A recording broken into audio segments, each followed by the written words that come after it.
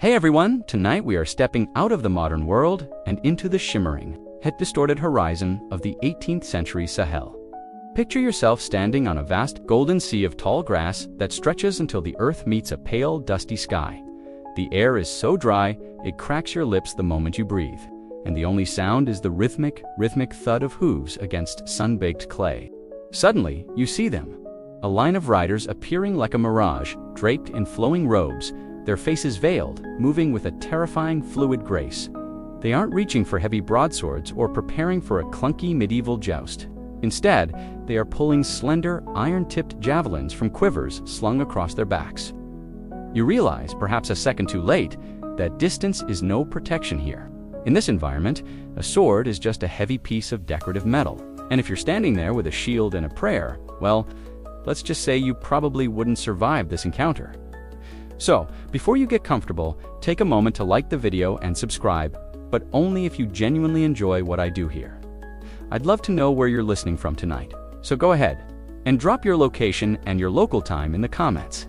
It's always fascinating to see how far these stories travel. Now dim the lights, maybe turn on a fan for that soft background hum, and let's ease into tonight's journey together. You are no longer sitting in your room. You are a recruit, a young man standing on the fringes of a Fulani encampment. To your left, the cattle, the lifeblood of your people, low softly, their massive lyre-shaped horns silhouetted against the setting sun. But your eyes aren't on the herd, they are on the horses. In the Sahel, the shore of the Great Saharan Desert, the horse is more than a beast of burden. It is a biological engine of war, a god-tier asset that separates the masters of the plains from the victims of the valley. You've been told since you could walk that the sword is a weapon of the Hab, the sedentary farmers who huddle behind mud walls. For the Fulani, the open space demands a different logic. You are being initiated into a tradition where the horse doesn't just carry the warrior, it becomes a platform for mobile artillery. The Sahelian geography is a brutal teacher. It's an intermediate zone, a transition between the unforgiving Sahara to the north and the dense, humid forests to the south. Here, the ground is mostly flat, punctuated by the occasional baobab tree that looks like it was planted upside down by a confused giant. This flatness is your greatest ally and your most dangerous foe. In a European forest, you might hide behind an oak. In a Japanese mountain pass, you could hold a bridge. But here, there is nowhere to hide. Visibility is measured in miles. Because you can see an enemy from such a distance, the shock of a sudden sword charge loses its edge. If you try to gallop at a group of disciplined men with a blade, they see you coming for 10 minutes. They have time to set spears, to brace, or to simply move. This is the first mainstream historical fact you have to internalize. The Sahelian theater of war was defined by active space, where the ability to strike while remaining out of reach was the ultimate tactical advantage. You watch an elder rider demonstrate the throw. He doesn't look like a knight in shining armor. He's lean, wearing a thick quilted cotton tunic that smells of indigo and wood smoke. He kicks his horse into a light canter knot, a frantic sprint, but a controlled rhythmic pace. As the horse moves, the rider seems to float. He reaches back, his fingers finding the balance point of a 6-foot javelin. With a flick of the wrist that looks almost lazy, the spear is gone. It hisses through the dry air and thuds into a practice post 50 feet away. Then another, then a third. He hasn't even broken his stride. This is the hitandrin in its purest form. If he had a sword, he would have to commit his body and his horse to a collision. But with the javelin, he stays in the safe zone. He is a ghost that bites. There's a quirky bit of fringe lore that the old men whisper around the fires, something you won't find in many standard textbooks.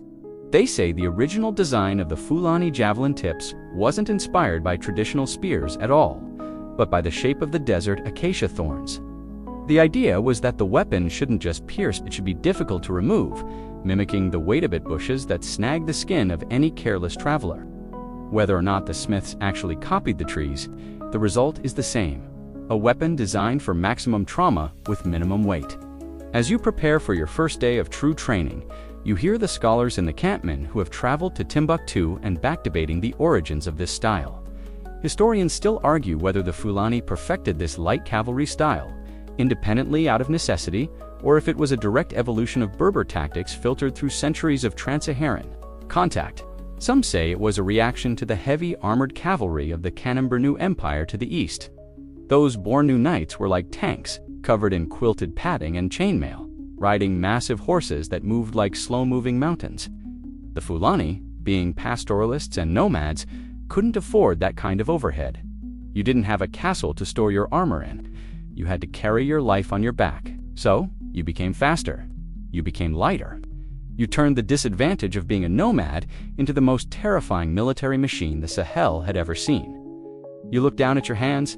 They are calloused from gripping reins and lead ropes. Tomorrow, they will begin to learn the weight of the iron.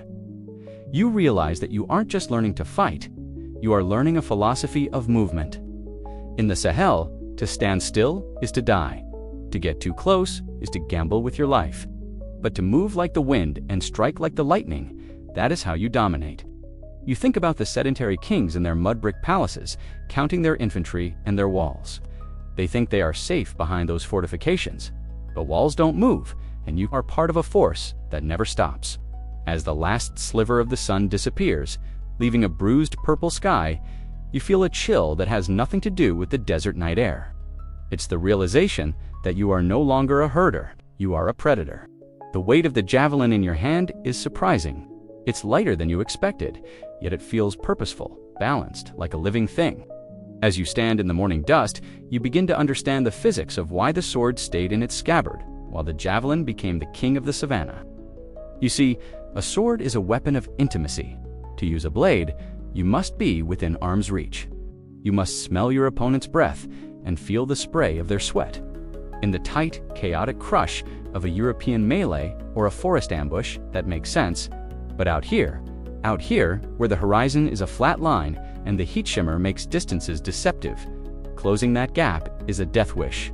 If you try to ride a horse directly into a line of infantry with nothing but a 3-foot piece of steel, those foot soldiers have a dozen ways to kill your mount before you can even swing. This is where the lethal math of the javelin takes over. As you watch the veterans train, you notice they never stop moving in a straight line toward the target. Instead, they move in caracal circular looping patterns that resemble the predatory circling of a hawk. By using a projectile, you effectively extend your reach from 3 feet to 60 or 80 feet. You are essentially turning your horse into a mobile launch pad. The kinetic energy of a galloping horse, which might be moving at 25 miles per hour, is transferred directly into the throw. This isn't just a man throwing a stick. It's a combined mechanical force where the horse provides the velocity and the rider provides the guidance.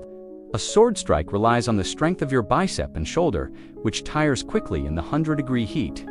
A javelin, however, lets gravity and momentum do the heavy lifting. This is the mainstream historical fact that governs Sahelian warfare.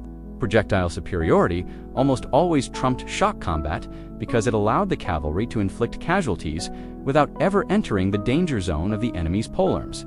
But there's a quirky, almost counterintuitive detail about these weapons that the masters point out as you struggle with your grip. Many of these javelins aren't perfectly smooth. The shafts are often slightly charred over an open fire or notched with specific spiral grooves. You might think this is just decoration, but it's actually a primitive form of rifling. By giving the shaft a slight texture or a specific balance point, the rider can induce a minor spin upon release. This spin stabilizes the javelin against the unpredictable crosswinds of the Sahel, ensuring that even a gust of the Harmattan wind won't knock your shot off course. It's a bit of fringe engineering that proves these nomads were master physicists in their own right, even if they didn't have the formal equations to describe what they were doing.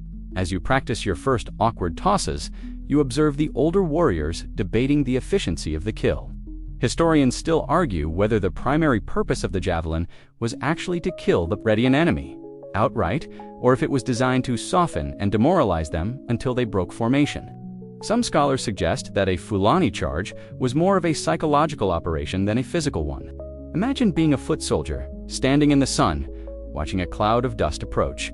You expect a crash, a collision. Instead, the riders veer off 50 feet away, but as they turn, a rain of iron falls from the sky. You see your friends clutching their shoulders or thighs, pinned to the earth by slender shafts. The riders are already gone, looping back to the horizon to grab another handful of spears from their quivers. You can't hit back, you can't reach them. The frustration and the mounting fear are often more lethal than the iron itself. Once the infantry line wavers or begins to scatter out of panic, that is the only time the sword might finally be drawn to finish a fleeing, broken foe. You try to mimic the three-finger release your instructor shows you. It's a delicate dance. You have to keep your knees locked into the horse's flanks because your hands are busy. One hand holds the reins, though the best of you will eventually learn to steer with just the shift of your weight while the other hand works the quiver. You realize that a sword is a oni-anden commitment. Once you were in a sword fight, you were stuck there until someone dies. The javelin gives you the option to exit. If the throw misses, you just keep riding. You haven't lost your momentum, and you haven't put your horse at risk of a broken leg or a spear to the chest. This is the ultimate low-risk, higher-word strategy. There's a dry humor among the veterans about the city warriors from the south, who come up with their heavy, double-edged swords and their ornate shields. You hear a joke about a captain who spent a fortune on a Damascus blade, only to find he couldn't get within 20 yards of a Fulani scout to use it. He ended up using the sword to cut melon, while the scouts laughed from a distant ridge. It's a cheeky reminder of your reality. Your survival depends on your refusal to play by the honorable rules of close-quarters combat. In the Sahel, honor is staying alive to protect your herd. As the morning progresses, your arm begins to ache, a dull throb in your deltoid that reminds you you're still a novice. You look at the quiver hanging from your saddle. It holds 5 javelins. 5 chances to change the course of a battle without ever getting a drop of blood on your tunic. You start to see the sword not as a weapon of a hero, but as a weapon of desperations. Something you only pull out if everything else has gone horribly wrong. The javelin is the weapon of the strategist. It requires patience, timing, and a deep connection with your mount. You take a deep breath, the dust coating the back of your throat, and reach for the next shaft. You aren't just throwing a spear. You are learning how to dictate the terms of engagement. You are learning that in the open savanna, the man who controls the distance controls the world. As you spend more time among the horses, you realize that the javelin is only half of the equation. The other half is the creature breathing beneath you. In the Sahel, your mount isn't a massive, lumbering warhorse of the type you'd see in a European tapestry. Those heavy chargers would collapse from heatstroke within 20 minutes of a savanna skirmish. Instead, you are riding the North African barb, or a local crossbreed that has been refined over 1,000 years. These horses are lean, almost wiry, with narrow chests and hard flinty hooves that don't need iron shoes to navigate the sun-baked earth. They are the marathon runners of the equine world. While a heavy imperial horse is built for a single, devastating shock collision, your barb is built for persistence. It can go all day on a handful of grain and a bit of acacia forage, and most importantly, it can handle the explosive stop-and-start movements required for a javelin skirmisher. The mainstream historical fact that defines this relationship is that the Fulani were not just warriors, they were master zoologists. Their deep history as pastoralists meant they understood selective breeding better than almost anyone else in the region. They didn't just want a fast horse, they wanted a horse with intellectual calm.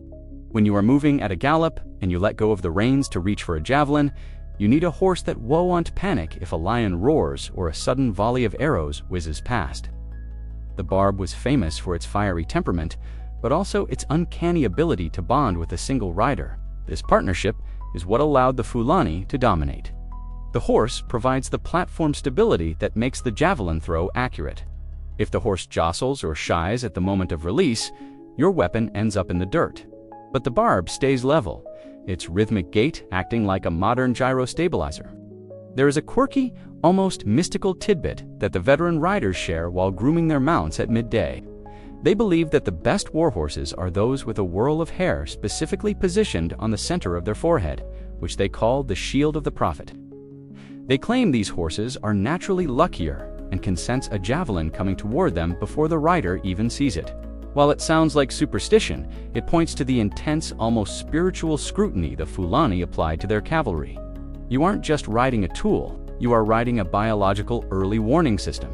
You find yourself checking your own horse's forehead, half hoping to see that lucky spiral in the hair, wondering if it might be the difference between a clean escape and a spear in the back. Among the camp elders, there is a recurring scholarly debate that you overhear while the tea is brewing.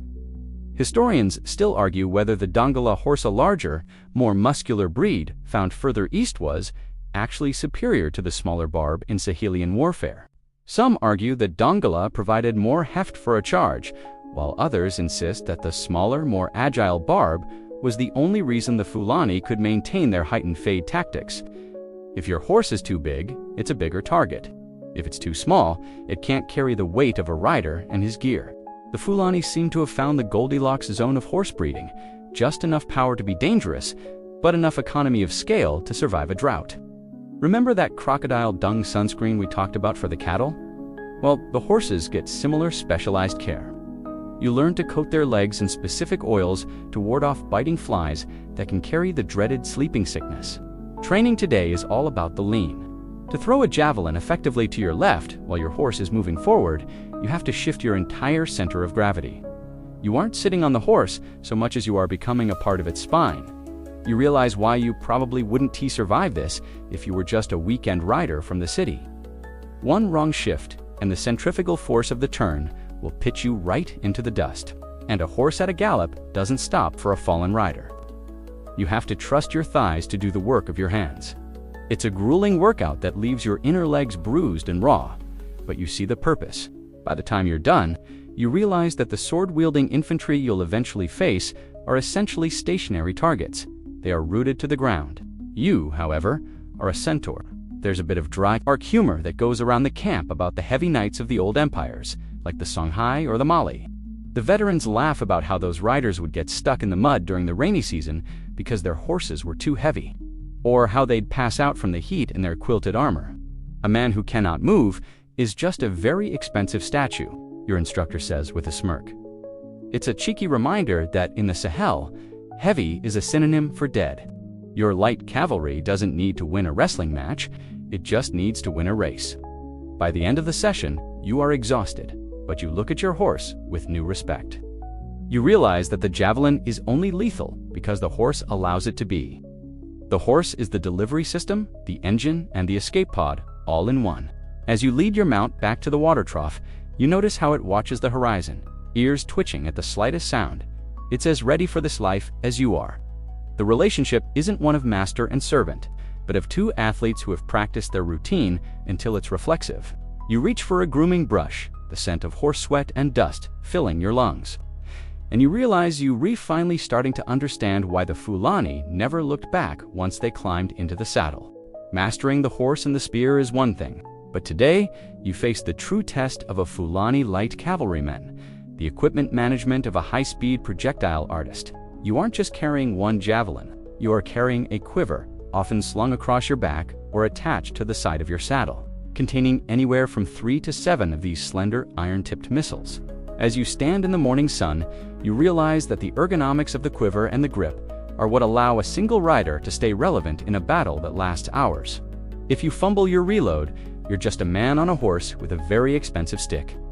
The mainstream historical fact here is that the Fulani specialized in sustained suppression. Unlike a heavy lancer who gets one shot at a charge before needing to regroup, you are a continuous threat. Your quiver is your magazine, and your ability to draw, notch, and throw in one fluid motion is what makes you more efficient than any early musketeer. The grip itself is a lesson in subtle engineering. You don't hold the javelin like a baseball bat. You learn the overhand palm, where the shaft rests across your fingers with the thumb providing the directional guidance. This allows you to cock the weapon back past your ear, using your entire torso as a spring. There is a quirky fringe tidbit about the construction of these quivers. They are often lined with goat fur on the inside, specifically oriented so the hair points downward. This creates a one-way friction system. It keeps the javelins from rattling or falling out during a frantic gallop, but allows them to slide out smoothly when you reach back to pull one. It's a silent, low-tech solution to the problem of equipment noise, because in a midnight raid on a sleeping outpost, the last thing you want is a quiver full of clattering iron. As you struggle to draw a spear without looking behind you, you hear the camp's weapon masters debating a point of tactical evolution. Historians still argue whether the Fulani's preference for the backslung quiver was a cultural carryover from their days as foot-bound hunters, or a specific adaptation to avoid hindering the horse's neck movements. Some believe that saddle-mounted quivers were actually more common in the eastern Sahel, while the western Fulani preferred the on-body carry to ensure that, if they were unhorsed, they still had their weapons with them. It's a debate about survivalism versus specialization. If you lose your horse, a saddle quiver is a death sentence. If you keep it on your back, you're still a dangerous infantryman. You decide to practice with the bakery, feeling the weight shift every time you pull a shaft, learning to compensate for the slight change in balance. The training becomes more intense as you are told to ride through a series of wooden hoops while drawing and throwing. You learn the palming technique, where you can actually hold a second javelin in your right hand, sandwiched between your thumb and the leather while your throwing hand is busy. This gives you a double tap capability. You can throw one, and within a fraction of a second, the next is in the air. You probably wouldn't survive this if you had butterfingers, as a dropped javelin is a wasted resource that your enemies might just pick up and throw back at you. You start to see why the sword wielders think you're cheating. You are playing a game of volume and distance that they simply aren't equipped for. There is a bit of dry humor from your instructor as he watches you struggle to reach a javelin that's stuck in the bottom of your quiver. The spear is like a bride, he says with a wink. If you ignore her until the moment you need her, she will refuse to move. He's mocking your lack of muscle memory. You have to know exactly where each tip is by touch alone. You learn to feel for the specific carvings on the button of the shafts. Some might be slightly thicker for shorter, heavier throws, while others are balanced for long-range harassment shots. You are essentially managing a golf bag of death, choosing the right club for the distance of the enemy line. By the time the sun hits its zenith, your shoulder is screaming, but you've finally stopped fumbling. You can now draw a javelin, transition it to a throwing grip, and let it fly without your eyes ever leaving your target. You realize that this is why the Fulani dominated. It wasn't just the horse, and it wasn't just the iron. It was the system of reload and fire. While a sedentary soldier has to stop to reload a crossbow or reset a heavy pike, you are a perpetual motion machine. You look at your quiver now empty and realize that in the time it took for a traditional army to form a single rank, you could have emptied your entire arsenal and been halfway to the next village to resupply. You aren't just a warrior, you're a high-speed logistics manager. As the training progresses, you aren't just learning how to throw, you are learning how to disappear. This is the art of being a ghost in the grass. In the Sahel, the tall elephant grass can grow high enough to swallow a man on horseback, and the Fulani used this to turn the landscape into a weapon of psychological attrition. You are taught that the most effective javelin strike isn't the one that happens in a grand open field charge, but the one that comes from a flank you didn't know existed. You practice the heightened fade, a tactic that relies on the absolute mobility of your light cavalry. You ride out from a hidden gully, unleash a volley of 3 javelins in 10 seconds. And before the enemy has even raised their shields, you have wheeled your horse around and vanished back into the dust and the brush. The mainstream historical fact here is that the Fulani skirmish was rarely about capturing ground. Sedentary empires like those of the Hausa or the Songhai were obsessed with holding territory, fortresses, and cities. But as a nomad, your territory is wherever your horse can stand. By using heightened fade tactics, you force the enemy to stay in a constant state of high alert. You bleed them out through 1,000 small cuts. You don't need to win a decisive battle today if you can make the enemy too exhausted and terrified to fight tomorrow. This philosophy of war frustrated every traditional general who tried to pin the Fulani down. They would march their heavy infantry out to meet you, only to find an empty horizon and a few javelins whistling into their camp at midnight. There is a quirky fringe tidbit about how the Fulani used their cattle during these maneuvers. Sometimes, to mask the sound of a cavalry approach, they would drive a small herd of cows ahead of the riders. The lowing of the animals and the heavy, disorganized thud of their hooves would mask the rhythmic, disciplined gallop of the war horses. By the time the enemy realized the dust cloud in the distance wasn't just a group of wandering herders, the javelins were already in the air. It's a brilliant bit of pastoralist camouflage, using your primary economic asset as a literal smokescreen for your military operations. In the camp, you hear the veteran scouts engaged in an open scholarly debate. Historians still argue whether the Fulani's tactical cowardice is, their enemies often called, it was actually a sophisticated form of asymmetric warfare that predated modern guerrilla tactics by centuries. Some scholars suggest that the Fulani were the first to truly realize that a horse's greatest weapon was not its hooves or its weight, but its ability to leave. While European knights viewed retreating as a stain on their honor, the Fulani viewed a successful retreat as a setup for the next kill. You learn to embrace this. There is no shame in running away if you are running toward a better angle of attack. You practice the circle of fire. You and 10 other riders form a rotating loop. As each rider reaches the point closest to the enemy, a series of straw targets. They stand in their stirrups, launch a javelin, and immediately veer off to the back of the line to reload. It creates a continuous stream of projectiles. If you were a foot soldier watching this, it would look like a giant rotating saw blade of iron and horseflesh. You realize you probably wouldn't survive this if you were on the receiving end. Even if you have a shield, you can only hold it in one direction. The circle hits you from the front, then the side, then the other side as the riders loop around.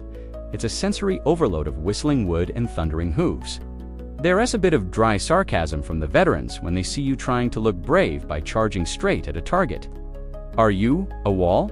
your mentor asks, chuckling. "Only walls stand still to be hit." "Are you a house of king?" Only kings think their chest is stronger than an arrow. They mock the idea of bravery as a static concept. To them, bravery is the intelligence to remain unhittable. You learn that the cheeky way to win is the only way to win when you are outnumbered. Why die for a patch of grass when you can kill from the safety of the wind? By the time the afternoon heat begins to settle into a heavy, suffocating blanket, you understand the rhythm of the ghost. You don't just ride, you haunt. You look at the tall grass swaying in the breeze and realize it's not just scenery, it's your armor. Every gully is a hiding spot. Every dust storm is a cloak. You are learning to play a game of hide-and-seek where the stakes are life and death. And you realize that the man with the sword is playing a game of checkers, while you are playing a game of, now you see me now, you're dead. You pat your horse's neck, feeling the sweat and the power, and prepare for the next loop. To understand the javelin, you have to understand the fire. Today, you leave the practice field and head toward the outskirts of the settlement, where the rhythmic clinkling-slinkling of hammers echoes against the morning air. You are visiting the blacksmiths. In the Sahel, iron is not just a commodity. It is a substance of deep spiritual and social complexity. The men working these bellows are often part of a separate caste, respected and feared in equal measure. They are the ones who transform raw or smelted in tall clay brick furnaces into the slender, leaf-shaped tips that determine whether you eat tonight or become a cautionary tale. The mainstream historical fact here is that West African metallurgy was remarkably advanced, producing high-carbon steel that was often more flexible and less prone to shattering than the brittle iron used in many other parts of the world. As you watch a smith pull a glowing orange rod from the coals, you notice the shape of the javelin head. It isn't just a simple spike. It has a distinct midrib array spine running down the center of the blade. This midrib adds immense structural integrity without adding unnecessary weight. It ensures that when your javelin hits a leather shield or a quilted tunic at 40 miles per hour, the tip doesn't bend or snap. It punches through. There is a quirky fringe tidbit about the blacksmith's taboo that you notice. Many warriors will not touch a weapon until it has been quenched in a specific mixture of water and local herbs. Some even believe that the smiths infuse the iron with Nyama spiritual energy or life force that allows the weapon to seek the enemy.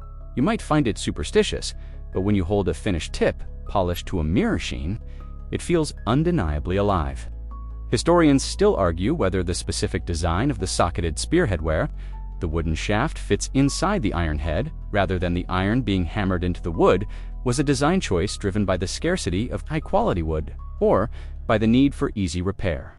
In the Sahel, a good wooden shaft made of durable acacia or bamboo is a prized possession. By using a socketed head, if the wood snaps during a skirmish, you can simply heat the iron, pull out the broken stump, and jam in a new branch. It's a modular weapon system designed for a people who are always on the move and miles away from a permanent workshop. You realize that your entire arsenal is built for field maintenance. The smith hands you a bundle of 5 finished heads. They are surprisingly light, each one weighing no more than a few ounces, yet the edges are razor sharp. You learn that the temper of the metal is key. If it's too hard, it shatters on impact with a bone. If it's too soft, it dulls after one throw. The Sahelian smiths found a perfect balance, creating a disposable weapon that performed with the precision of a high-end tool. You look at the Hab farmers nearby who use heavier, cruder iron for their hoes and thick, clumsy swords. Their iron is meant to crush. Yours is meant to pierce. There's a bit of dry humor shared between the riders and the smiths. One veteran asks the smith if he can make a javelin that returns like a boomerang so he doesn't have to keep buying new ones. The smith laughs and says he'll make it as soon as the rider learns how to catch a flying razor with his bare hands. It's a cheeky reminder of the cost of your style of warfare. Every time you throw a javelin, you are literally throwing money away. You have to be sure of your shot, or you have to be winning enough to reclaim your iron from the battlefield afterward. This economic pressure is why you spend hours practicing your aim. You probably wouldn't survive the financial ruin of being a bad shot, let alone the physical danger. As you walk away from the forge, the heat of the fire still radiating from your skin, you feel the weight of the iron in your bag. You realize that the strength of the Fulani isn't just in their muscles or their horses, but in the industrial backbone of their society. Without these specialized smiths, the cavalry would be nothing more than men on fast ponies. The javelin is the marriage of the nomad's mobility and the blacksmith's fire. You look back at the smoke rising from the clay chimneys and realize that every puff represents a new set of teeth for your quiver. You aren't just a rider, you are the delivery mechanism for a very sophisticated, very sharp piece of technology. The morning of your first live-fire exercise arrives with a tension that makes the air feel thick, despite the dry wind. You are no longer throwing at straw targets. You are simulating the shock of the initial volley. You are lined up with 50 other riders, a wall of horseflesh and indignified cloth. The command is given, and the line breaks into a trot, then a canter. As you pick up speed, the sound is overwhelming, not just the hooves, but the whistling of the wind through the quivers and the low rhythmic chanting of the men beside you. You are taught that the first 30 seconds of an engagement are the most critical. This is the mainstream historical fact that governed these encounters. The shock of a Fulani charge wasn't about physical impact, but about a sudden, overwhelming saturation of the air with projectiles. As you reach the 60-foot mark from the simulated enemy line, the veteran to your right bellows a signal. In one synchronized motion, 50 arms cocked back and 50 javelins are unleashed. You don't aim for a specific man, you aim for the mass. You witness the psychological terror of a rain of iron. Because the javelins are slender and thrown with such high velocity, they are nearly invisible against the bright, shimmering sky until they are 20 feet from your face. To an infantryman, it feels as if the air itself has suddenly grown teeth. You see the simulated target's wooden frames covered in hide shutter as the iron tips bite deep. It's a sensory nightmare. Before the first volley has even landed, your hand is already reaching for the second shaft. This rolling fire effect ensures the enemy never has a chance to look up, breathe, or reorganize. There is a quirky fringe tidbit about the whistle of the javelin. Some specialized smiths would actually bore tiny microscopic holes into the socket of the spearhead or the tail of the shaft. As the weapon flies through the air at high speeds, these holes create a high-pitched, eerie shriek. It's not loud enough to be heard over a full battle, but in a small skirmish or a night raid, it sounds like a screaming spirit. This was a form of acoustic warfare designed to spook the enemy's own horses or convince superstitious levies that the Fulani were using magic. You probably wouldn't survive the mental strain of being hunted by screaming spears in the dark of a moonless Sahelian night. Among the commanders, there is an open scholarly debate regarding the density versus accuracy of this initial strike. Historians still argue whether the Fulani relied more on the sheer volume of spears to break a line, or if there were marksman units within the cavalry tasked with picking off officers and standard-bearers during the first pass. Some evidence suggests that the best throwers were placed on the flanks to envelope the enemy, while the center provided the suppressive volume. You realize as you ride that you are part of a giant biological machine. If you throw too early, you waste the iron. If you throw too late, you're in range of the enemy's return fire. There's a bit of dry, grim humor that passes between the ranks as you wheel your horse around for the second pass. A veteran gestures to the dead targets and jokes. Look at them, they're finally learning how to be quiet. It's a cheeky, hardened reminder that your goal is to turn a disciplined army into a chaotic mess of individuals. Once a man stops looking at his commander and starts looking at the sky for the next spear, the battle is already 80% won. You learn that the sword is a weapon of the brave, but the javelin is the weapon of the victor. As you finish the exercise, your horse is lathered in white foam, and your arm feels like it's been pulled from its socket. But you look back at the battlefield and see the devastation. The targets are riddled with holes, some pierced clean through. you'll realize that no amount of physical courage can protect a man from 1,000 pieces of iron falling from the sun. The shock isn't just about the wound, it's about the realization that the enemy is 50 yards away and yet can still kill you instantly. You feel a surge of dark confidence. You are no longer just a rider. You are a storm.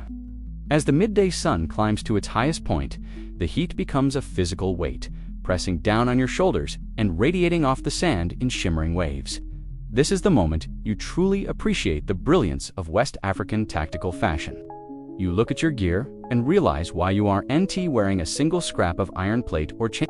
In the Sahel, heavy metal armor isn't a defense, it's a portable oven.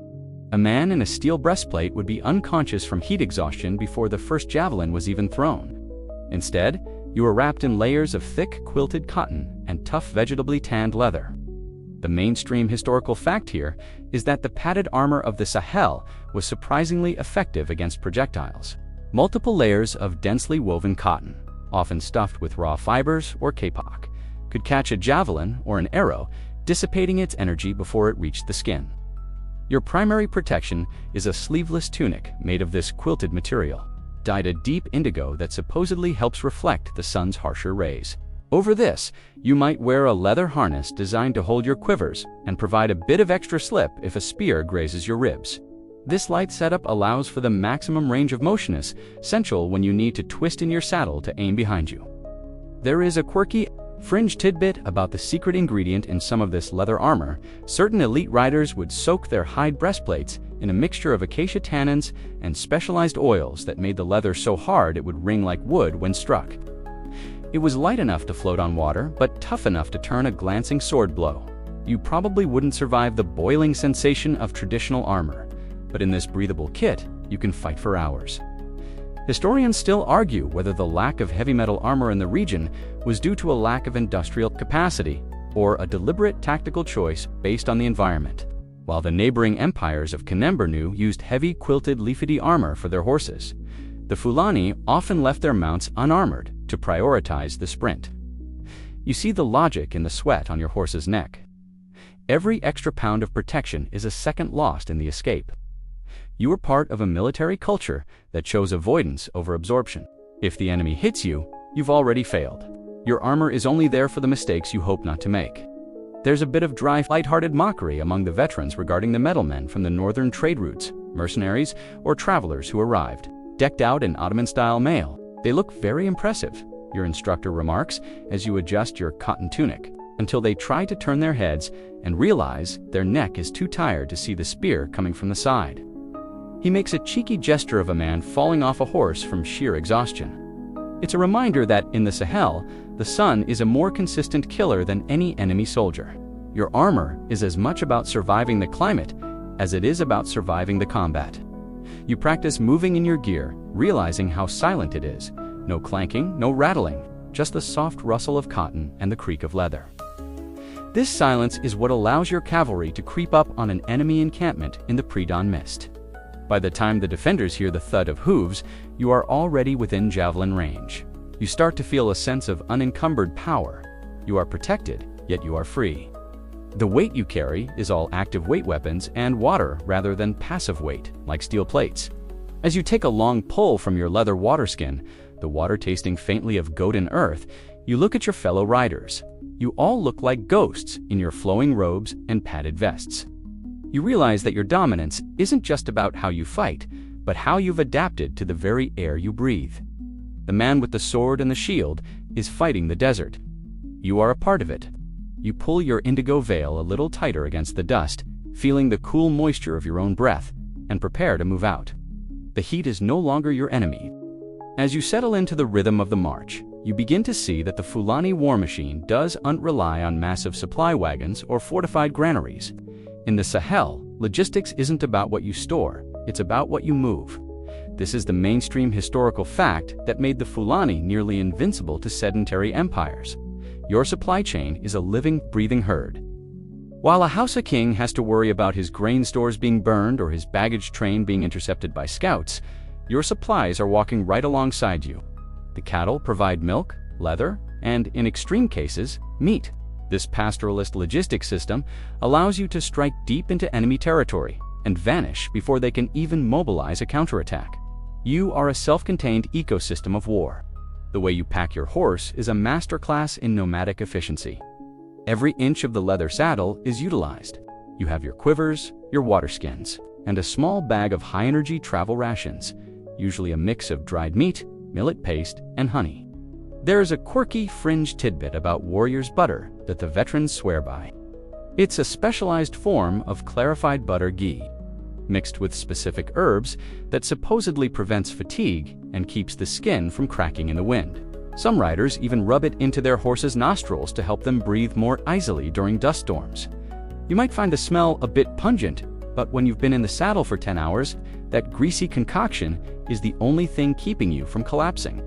Historians still argue whether this nomadic mobility was a predatory adaptation or a necessary survival strategy in a region with such unpredictable rainfall. Some scholars suggest that the Fulani didn't set out to build an empire, but rather their military superiority was a byproduct of needing to defend their herds across vast distances. This meant that every male in the society was essentially a trained soldier from birth. You don't have a professional army that sits in a barracks. You have an entire population that is biologically and economically tuned for high-speed maneuver. This made the Fulani logistically invisible. An enemy general looks for a camp, but by the time he arrives, you've moved 10 miles and left nothing behind but flattened grass and cold ash. There's a bit of dry, sarcastic humor among the scouts regarding the city folk who need 3 carts of yams just to move a mile. They aren't soldiers, one rider chuckles. They are just tourists with spears. The joke is a cheeky reminder of your advantage. You aren't tied to a specific piece of land. If a well goes dry or an army approaches that is too large to fight, you simply pack up and move. To the sedentary mind, losing a city is a catastrophe. To you, losing a patch of grass is just Tuesday. This psychological detachment from fixed geography is what allows you to use the javelin so effectively. You are never fighting to hold a line, only to destroy the enemy's ability to follow you. You practice the saddle swap today. It's a maneuver where you transfer gear from a tired horse to a fresh one, without the gear ever touching the ground. It requires a level of coordination that would baffle a traditional knight. You realize that your wealth is entirely portable. If you had a heavy sword and a metal shield, they would be burdens during a long-distance migration. But the javelin? It's light, it's multi-purpose, and it can be replaced by any skilled smith you meet along the trade routes. You are learning that the most powerful weapon in the Sahel is UNT, the one that hits the hardest, but the one that travels the easiest. By the time the evening fires are lit, you aren't just tired. You are part of a moving world. You look at the cattle grazing nearby and the horses being tethered. And you realize that you aren't just an army, you are a civilization on the move. The javelin is simply the stinger of this massive wandering organism. You feel a sense of freedom that no palace-bound king could ever understand. You don't need walls when you have the horizon. You don't need a treasury when you have the herd. You take a bite of your honeyed millet, the sweetness cutting through the dust in your throat, and prepare for another night under the stars, knowing that by dawn, you'll be miles from where you sleep. The atmosphere in the camp changes today. The casual banter of the herders is replaced by the low, rhythmic chanting of scholars and the sharpening of iron. You are witnessing the fusion of tactical brilliance and religious fervor. This is the era of the Jihad of Ousmane Dan Fodio, the mainstream historical fact that reshaped the Sahel in the early 19th century was that the Fulani Cavalry became the vanguard of a massive social and religious revolution. Ousmane Dan Fodio, a charismatic scholar, challenged the perceived corruption of the House of Kings. And you, the javelin-wielding rider, became the instrument of that challenge. Suddenly, your skirmishing isn't just about protecting cattle, it's about a divine mandate to establish a caliphate. This ideological shift transformed a collection of nomadic clans into a disciplined, unified military machine that would eventually create the Sokoto Caliphate, the most powerful state in sub-Saharan Africa at the time. As you prepare your kit, you notice the scholarly influence on your gear. Many of the riders now carry small, leather-bound talismans or scrolls tucked into their quilted armor, containing verses from the Quran. There is a quirky fringe tidbit about the white turbans of the Sokoto revolutionaries. Unlike the indigo veils of the Desert Scouts, The warriors of the jihad often wore brilliant white cloth. While you might think this makes you an easier target against the brown savannah, the psychological impact was profound. To the Hausa infantry, a line of 500 white-clad riders appearing through the dust looked like an army of vengeful spirits. It was branding before branding existed, a visual signal that the men coming at you weren't just raiders. They were mujahideen who were completely unafraid of death. Historians still argue whether the success of the jihad was purely a result of religious zeal, or if it was the inevitable triumph of mobile pastoralists over stagnant urban centers. Some argue that the Hausa states were already crumbling under the weight of their own bureaucracies, and the Fulani javelin was simply the needle that popped the bubble. Others point out that the jihad actually caused a brain drain of blacksmiths and horse breeders into the Fulani camps, essentially stripping the old empires of their technological base. You see this firsthand as you watch a master smith from a captured city now working exclusively for your commander. The Holy War didn't just win hearts, it monopolized the means of production. There's a bit of dry, stoic humor among the older scholars as they watch you nervously check your javelin tips. The iron only goes where your heart sends it, one says, not even looking up from his manuscript. If you are worried about the tip being sharp, perhaps you are worried your faith is dull. It's a cheeky, hyper-sure way of telling you to stop overthinking and start riding. You realize that you probably wouldn't. Survive the purity tests of this new era if you were a true believer. The stakes have been raised from survival to salvation. Training today is focused on coordinated volleys. Under the new command structure, you no longer act as an independent scout. You move in wings, following the signals of a commander's trumpet or a tall silk banner. You practice the crescent formation, designed to wrap around a retreating enemy and pelt them with javelins from 3 sides at once. This isn't just a skirmish, it's a total war strategy. You are being taught to use your projectiles to funnel the enemy into kill zones where the infantry can finish them off. The javelin has evolved from a tool of harassment into a tool of strategic enclosure. As the sun sets, casting long, bloody red shadows across the camp, you feel the weight of history. You aren't just a herder anymore. You are a piece of a new world being forged in the fire of the Sahel. You look at the white cloth of your new turban and realize that you are now part of something much larger than your clan. The javelin in your hand feels heavier, as if the expectations of an entire caliphate are resting on its iron tip. You aren't just fighting for grass, you are fighting for an idea. And as the call to prayer echoes across the plains, you realize that for the first time, the men with the swords are the ones who should be afraid. As you climb back into the saddle for the afternoon drills, you begin to appreciate the mechanical interface that makes your aerial artillery possible. In the Sahel, your saddle is not just a seat, it is a weapons platform. The mainstream historical fact that allowed the Fulani to dominate was the use of high-peaked saddles and short stirrups. Unlike the flat Western-style racing saddles, your saddle has a high pommel in the front and a steep cantle in the back. This design wedges you into the seat. When your horse makes a sudden bone-jarring pivot to avoid a spear, or when you lean back at a 45-degree angle to launch a javelin at a pursuer, this saddle keeps you centered. It provides the mechanical advantage necessary to use your upper body with complete freedom while your lower body remains locked to the animal's spine. The stirrups you use are equally specialized. They aren't simple rings.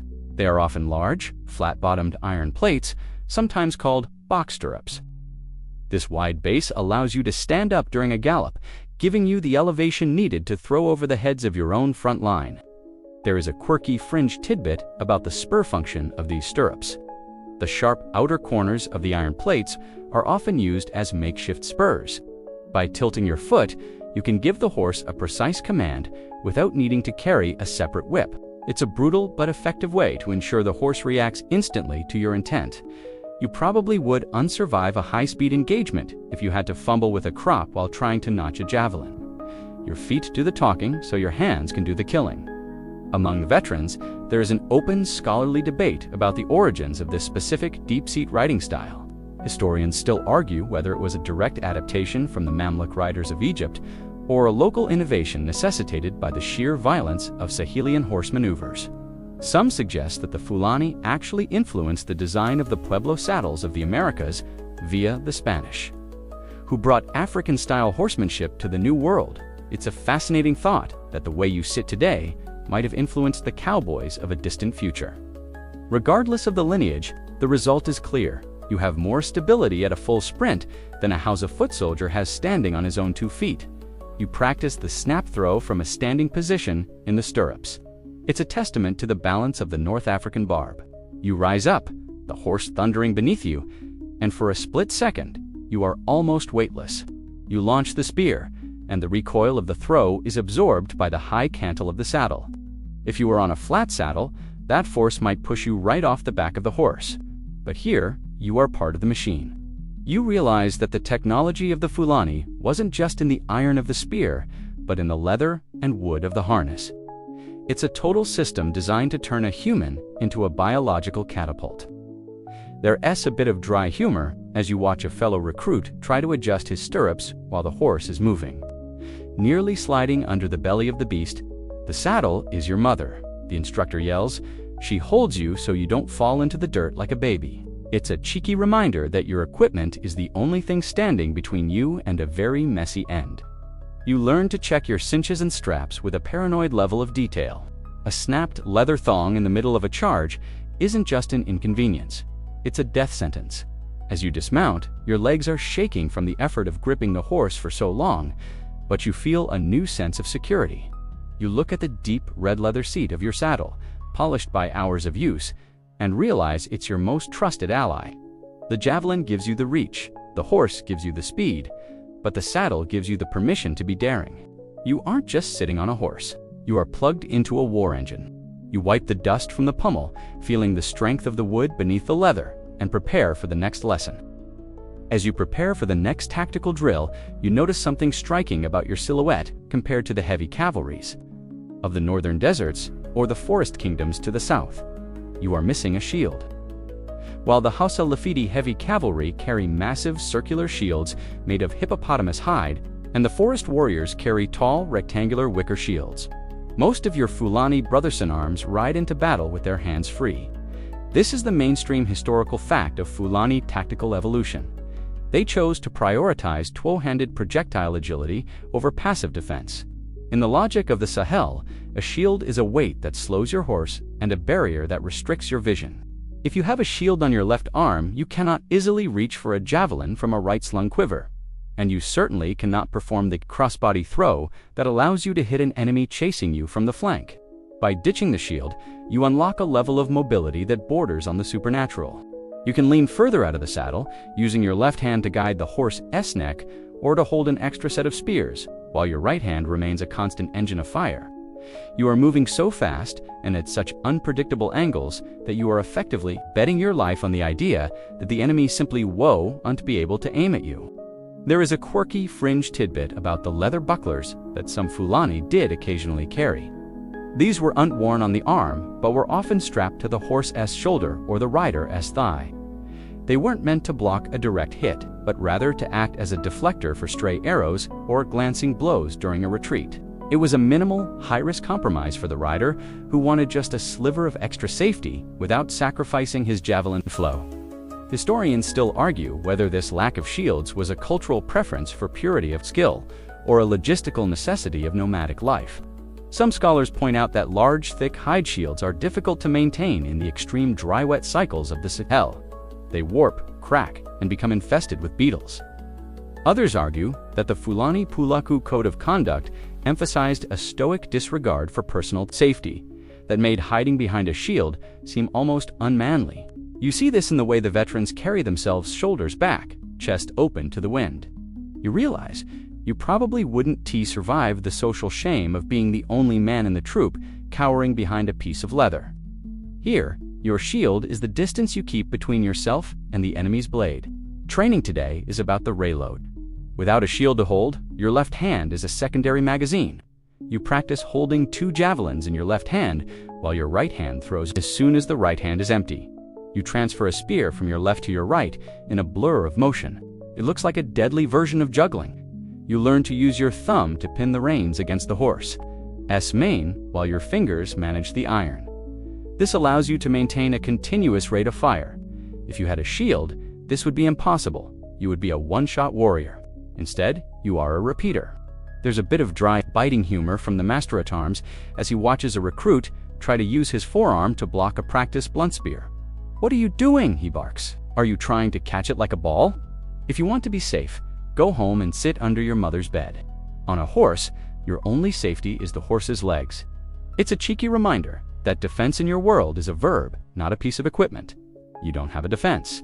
You do a defense by moving out of the way. As the dust settles from the drill, you look at your bare arms in your light tunic.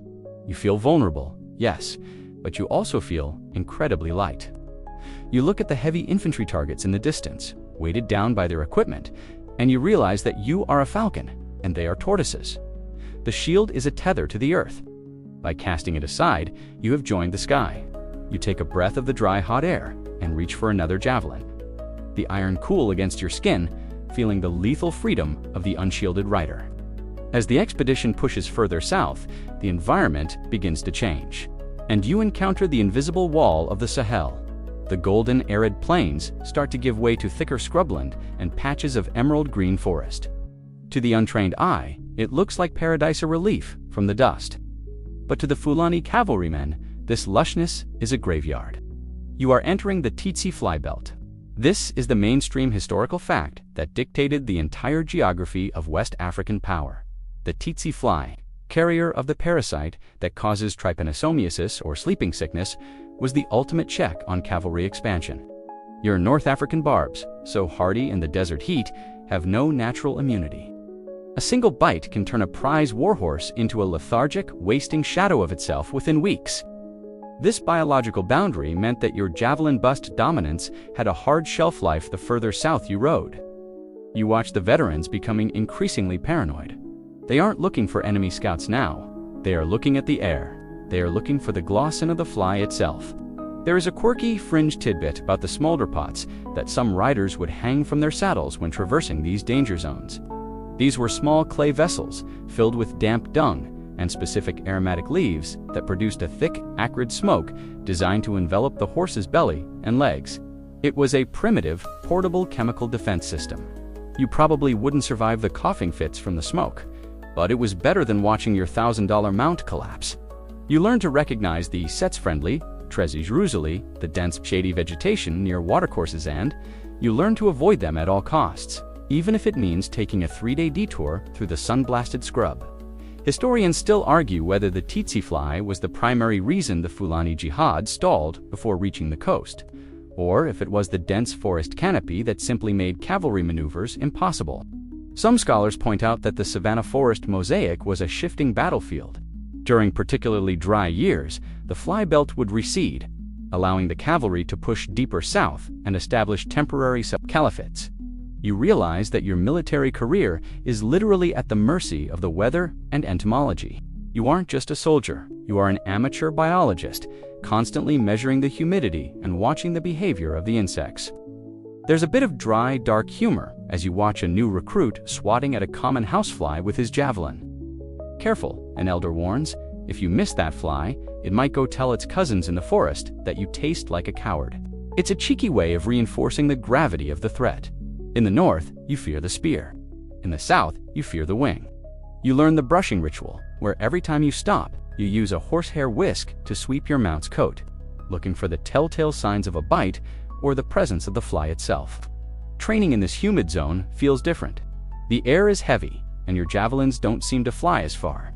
The moisture in the air adds a subtle drag that you have to account for. You practice lokanapi throws, learning how to launch a projectile under a low-hanging branch without snagging the shaft. It's cramped, frustrating work. You start to miss the open, infinite horizon of the north. You realize that your entire style of warfare, the high-speed circle, the long-distance volley, is being compressed by the trees. The javelin, once the king of the plains, feels clumsy in the thicket. As evening falls and the buzzing of the forest becomes a deafening roar, you feel a sense of profound unease. You look at your horse, who is nervous, ears flicking at every tiny sound. You realize that you have reached the edge of your world. To go further is to lose the very thing that makes you powerful. The horse is your throne, but the fly is the kingmaker. You check the smolder pot one last time, the bitter smoke stinging your eyes, and realize that even the greatest army in the world has a master it cannot kill with iron. Today's training moves from the biology of the forest back to the psychology of the kiln. You are learning the most dangerous weapon in the Fulani arsenal, and it isn't the javelin itself fits the feigned flight. This is the mainstream historical fact that turned countless near-defeats into legendary massacres. The Fulani were masters of the tactical retreat. To a less experienced army, seeing a cloud of light cavalry turn and flee in apparent panic is the ultimate bait. It triggers a primal urge in infantry and heavy cavalry to break formation and give chase. But for you, the retreat is just the first movement of a symphony. You aren't running away because you're scared. You're running away to stretch the enemy's lines until they are thin, exhausted, and most importantly vulnerable to a projectile strike from an unexpected angle. As you practice this maneuver, you learn the rearward throw. This is where the lack of a shield and the design of your high-peaked saddle truly shine. While your horse is at a full gallop away from the target, you twist your torso nearly 180 degrees. You reach into your back quiver, notch a javelin, and launch it over your horse's rump at the pursuers behind you. There is a quirky fringe tidbit about the Parthian shot variant used by the Fulani. Some riders would actually lean so far back that their heads were level with the horse's tail, using the animal's body as a shield while they took aim. It's a move that requires the core strength of a gymnast and the nerves of a gambler. You probably would unsurvive this if you had a stiff back or a lack of trust in your mount's ability to navigate the terrain without your eyes on the road. Historians still argue whether the feigned flight was a tactic the Fulani brought with them from their ancestral roots in the Nile Valley, or if it was a universal nomadic response to facing larger, slower infantry blocks. Regardless of its origin, the execution in the Sahel was unique because of the javelin. In a sword-based retreat, you eventually have to stop and turn around to fight. With the javelin, you can keep fighting while you retreat. You are inflicting casualties on the people chasing you. By the time the enemy commander realizes his men are running into a trap, his front rank is already riddled with iron and his formation is a shambles. There's a bit of dry, predatory humor as your instructor plays the role of the angry infantryman. He stomps around, shouting, "Come back and fight like a man," while you and your squad loop circles around him, tossing blunt practice sticks at his back. See, he laughs. The more he screams, the more breath he wastes, and the easier he is to hit. It's a cheeky lesson in emotional control. A warrior who loses his temper loses his life. You learn to stay cool, to keep your horse at a steady baiting pace just fast enough to stay out of reach, but slow enough to keep the enemy hopeful that they might catch you. The training session ends with a reform and crush drill. Once the pursuers are sufficiently scattered, a single horn blast signals the turn. In a heartbeat, the retreating line of riders pivots in place. The horses, used to these sharp maneuvers, dig their hooves into the soft earth and swing around. Now, the hunters become the hunted. The enemy, out of breath and out of formation, suddenly faces a wall of riders who have a full quiver and fresh momentum. You realize that the feigned flight is the ultimate expression of the javelin's philosophy. The battle isn't over until you say it is. As you lead your horse away to cool down, you feel a sense of intellectual satisfaction. You aren't just a brute with a spear. You are a weaver of traps. You look back at the dust settling on the practice field and realize that the most dangerous thing about a Fulani rider is when he is charging at you, it's when he is running away. You pat your horse's neck, the animal's breathing already returning to normal, and realize that you've learned to weaponize the enemy's own hope against them. As the sun begins to dip lower, casting long skeletal shadows across the savannah, the tone of your training takes a darker, more clinical turn. You are introduced to the poison on the tip, while the iron of the javelin is lethal on its own. The Fulani often sought a way to ensure that even a minor non-fatal graze would take an enemy out of the fight permanently. This is the mainstream historical fact that added a layer of supernatural dread to the Sahelian cavalry, the use of botanical and organic neurotoxins. In a world before antibiotics, any wound was dangerous, but a poisoned wound was a death sentence that arrived with terrifying speed. You learn that a javelin isn't just a physical projectile, it's a delivery system for a chemical strike. You are shown how to apply the black paste to the iron heads. This isn't just random sludge. It is a sophisticated concoction usually derived from the Straphanthusis plant, often combined with the venom of scorpions or specific desert vipers. There is a quirky Fringe tidbit about the catalyst used in these poisons: some traditional recipes called for the addition of crushed red ants or even a specific type of fermented beetle larva to make the toxin adhere better to the smooth iron. The result is a sticky, resinous coating that remains potent for weeks. You probably wouldn't survive a single scratch from your own weapon if you were careless during the coating process. You see the veterans handling their quivers with a specialized, almost ritualistic caution, ensuring the tips never brush against their own skin or the horse's flanks. Historians still argue whether the use of poison was a standard military practice across all Fulani clans, or if it was a specialist tool reserved for scouts and elite vanguards. Some scholars suggest that the use of poison was actually a tactical necessity when facing the leafy armored cavalry.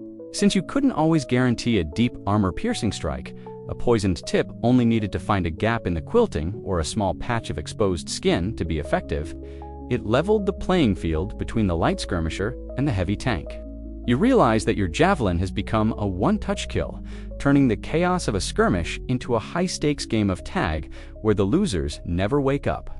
There's a bit of dry, chilling humor from the camp's herbalist as he watches you gingerly dip a practice tip into a bowl of harmless indigo dye to simulate the poison. "Don't be so shy," he cackles. "If you treat the poison like a ghost, it will haunt you. Treat it like a tool, and it will only haunt your enemies." It's a cheeky way of reminding you that fear is a bigger danger to the user than the toxin itself. You learn to develop a poison-conscious way of moving, keeping your quivers tightly capped, and your hands always washed with a specific astringent bark juice. Training today involves accuracy under pressure. You have to hit small, specific targets, the joints of a wooden mannequin, while moving at a gallop. The goal is to maximize the chance of the javelin staying lodged in the body. A poison that stays in the wound is 1,000 times more effective than one that just grazes and falls out. You learn the twist release, a subtle flick of the wrist that causes the javelin to enter at an angle, making it harder for a victim to pull it out in the heat of battle. You aren't just a soldier, you are becoming a practitioner of lethal efficiency. As you finish for the day, the scent of the toxic resin, bitter, earthy, and metallic, clings to your clothes. You look at your quiver and see it not just as a bag of sticks, but as a collection of sleeping drafts. You feel a strange, heavy responsibility. The sword is an honest weapon of blood and bone, but the poisoned javelin is a weapon of the shadows. You realize that your dominance in the Sahel isn't just based on your speed or your horse, but on the fact that you have mastered the very poisons of the earth. You wash your hands 3 times in the cooling twilight, the water turning dark as it strips away the indigo and the dust, and you realize you will never look at a spear the same way again. As the jihad gains momentum, you find yourself at the spearhead of a movement that is systematically dismantling the old guard of the Sahel, the Hausa states. For centuries, cities like Kano, Kachina, and Zoria were the bastions of power, protected by massive mud brick walls and a tradition of heavy armored infantry.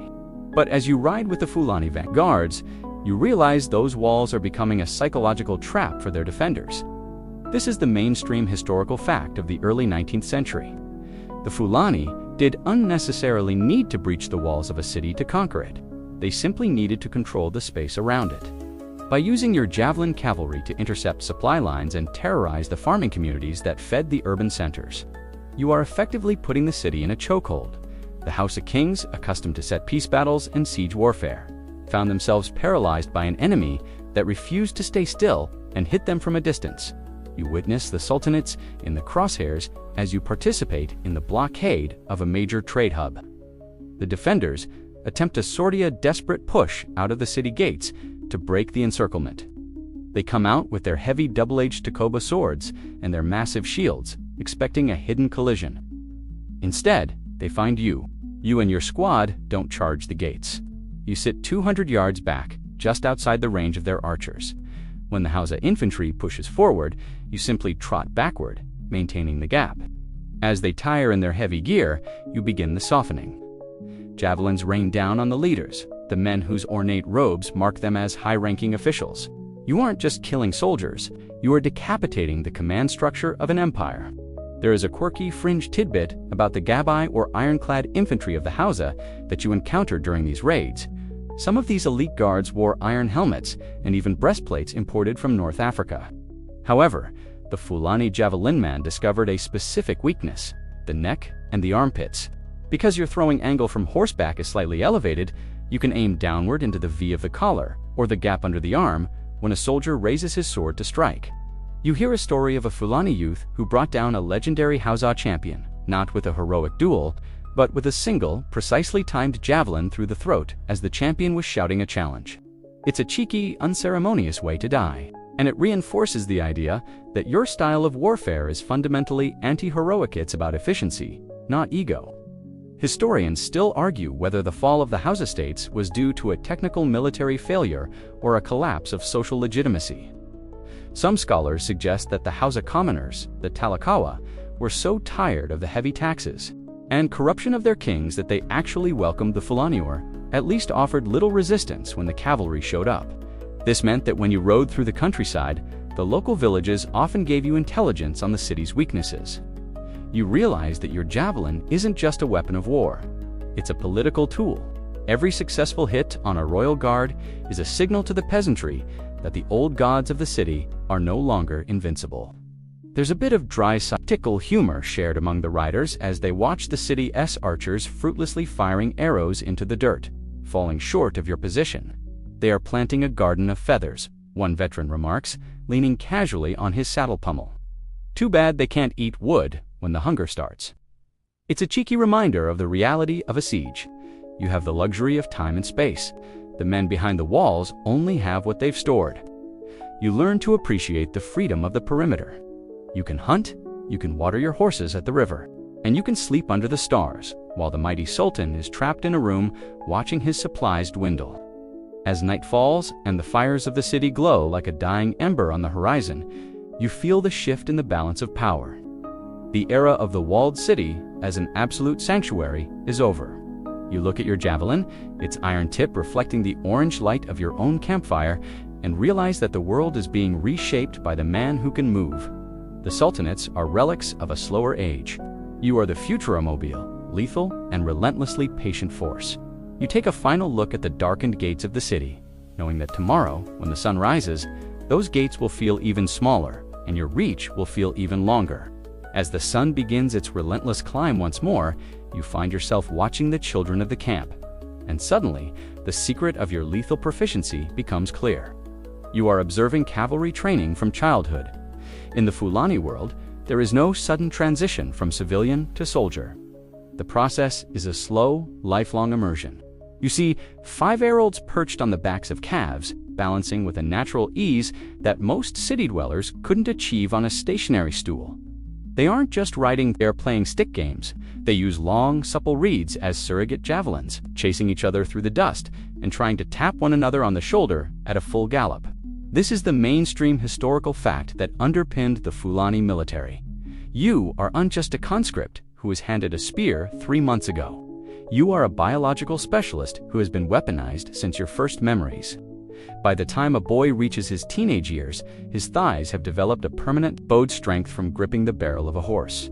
You realize why you probably wouldn't survive this if you started at 20. The muscle memory required to steer a horse with your weight, while simultaneously calculating the wind resistance on an iron tip, is something that must be baked into the nervous system. You watch a youth perform a pickup drill riding at a sprint and leaning down to pluck a javelin out of the sand without stopping. It has a display of flexibility and core strength that makes the heavy infantry of the South look like clumsy giants. To you, the horse isn't a vehicle, it's an extra set of limbs.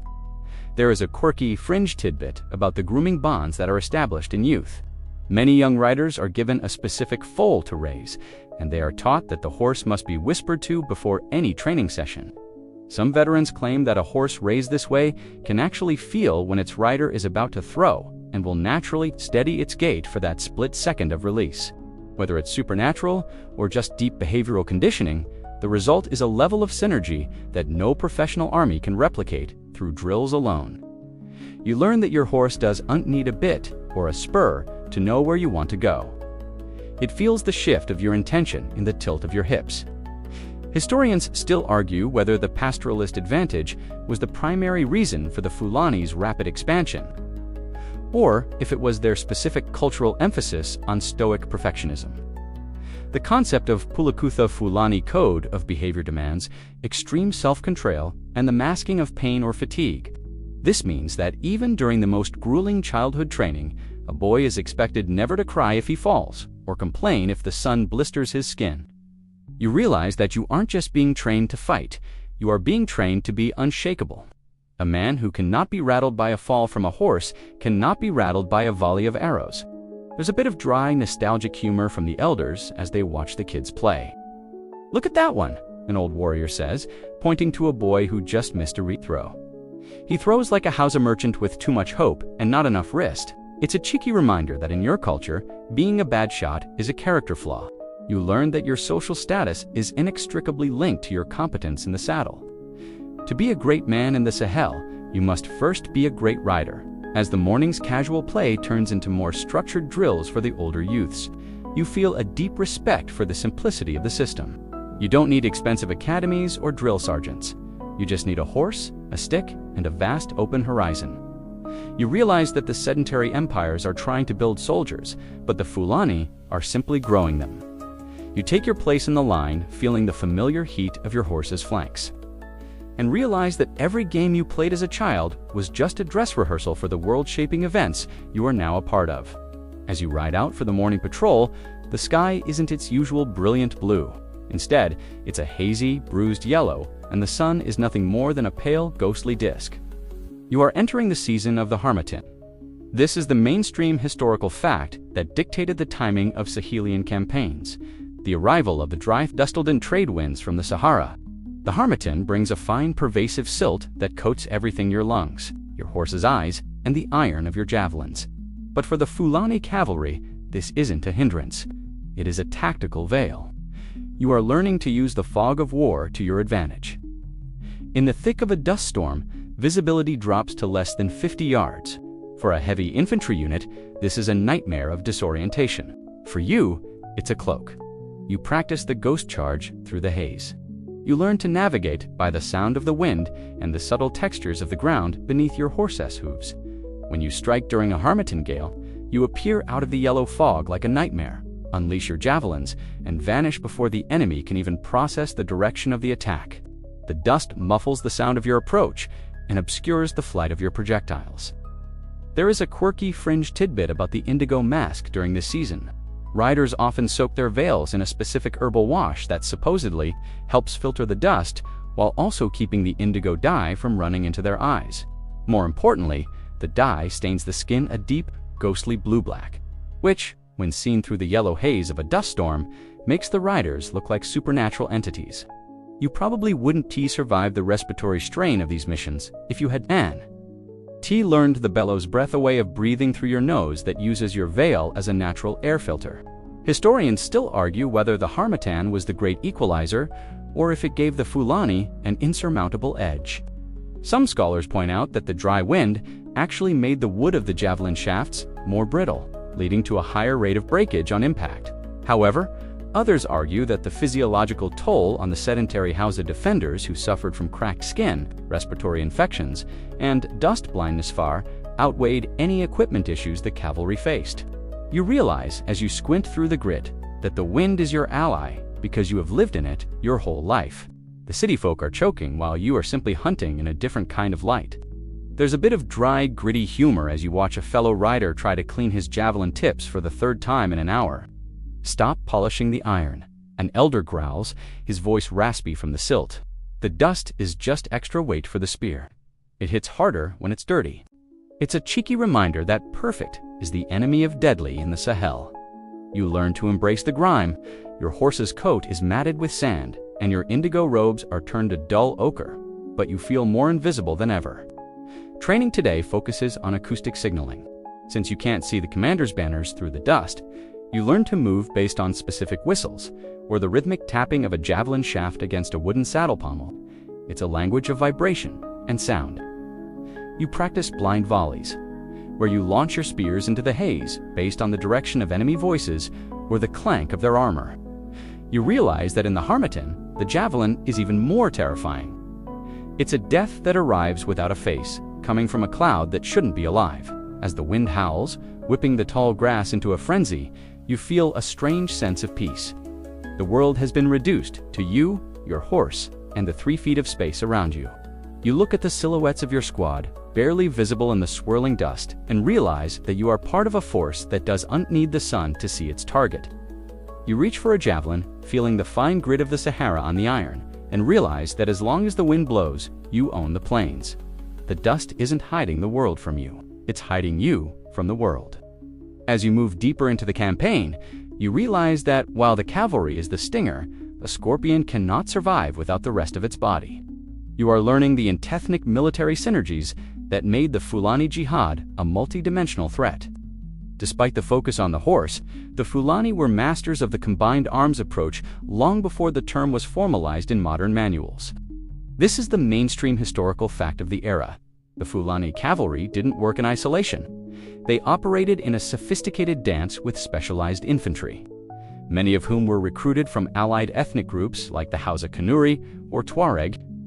Your job as a javelin rider is to be the hammer, but you rely on the anvil of the archers and spearmen to hold the enemy in place while you deliver the killing blow. You watch as a unit of Arkersenfoot sets up a perimeter. These men carry massive bows made of flexible savanna wood, firing arrows tipped with the same neurotoxins you use on your javelins. In a standard engagement, these archers provide a base of fire. They force the enemy to raise their shields and stay in a tight defensive knot. This is exactly what you want. While the enemy is busy shielding themselves from the high trajectory arrows, you and your cavalry wing sweep in from the flanks. There is a quirky fringe tidbit about the whistling signals used between the riders and the infantry. Because the dust and the chaos make visual cues impossible, the infantry would use high-pitched bird calls to tell the cavalry when the enemy line was beginning to sag or when a gap had opened up in the shield wall. You probably would unsurvive the confusion of a 3,000-man melee if you were untuned into this natural radio system. Historians still argue whether these alliances were built on genuine religious unity or if the Fulani were simply brilliant at using the enemies of my enemies to their advantage. Some scholars suggest that the jihad succeeded because it integrated the disenfranchised, the poor farmers, and the marginalized clans into a cohesive military structure where even a foot soldier could earn a share of the spoils. You see this in the camp. You might be a Heistessa rider, but you share your water and your shade with the men who walk. You realize that your javelins are only effective because the infantry prevents the enemy from simply rushing you. You are the artillery, but they are the trench. There's a bit of dry, professional humor shared across the ethnic lines. You might tease an archer about how he has to walk through the dung while you get to ride over it, and he might counter by pointing out that if your horse trips, he's the one who has to pull you out of the mud. A rider without an archer is just a man looking for an arrow in his back. A Hausa bowman jokes as he polishes his grip. It's a cheeky reminder of your interdependence. You learn to trust the thrum of their bowstrings behind you as you make your pass. It's the sound of your cover fire. Training today is a synchronized assault. You practice charging toward a target and then veering off at the last second, precisely when the infantry launches a volley of spears. The timing must be perfect. If the infantry throws too early, they hit you. If they throw too late, the enemy has time to recover from your javelin strike. You are learning to see the battlefield as a clock, where every unit is a gear. You aren't just a lone hero, you are part of a massive multi-ethnic engine designed to crush the old world. As the drill ends and the dust of 1,000 men begins to settle, you look at the diverse faces around the campfire. You see different facial markings, different dialects, and different weapons. But everyone is checking their gear with the same grim intensity. You realize that the Fulani victory isn't just a victory for one clan. It's a victory for a system that learned how to make different people fight as one. You reach for your javelin, feeling a sense of security that doesn't just come from the iron, but from the thousands of bowstrings and pikes standing at your back. You are the tip of the spear, but the weight of a whole people is pushing you forward. As the sun sets and the camp settles into the familiar routine of evening maintenance, you are introduced to the true foundation of your power. And it isn't found in a prayer or a poem, it's found in the ledger.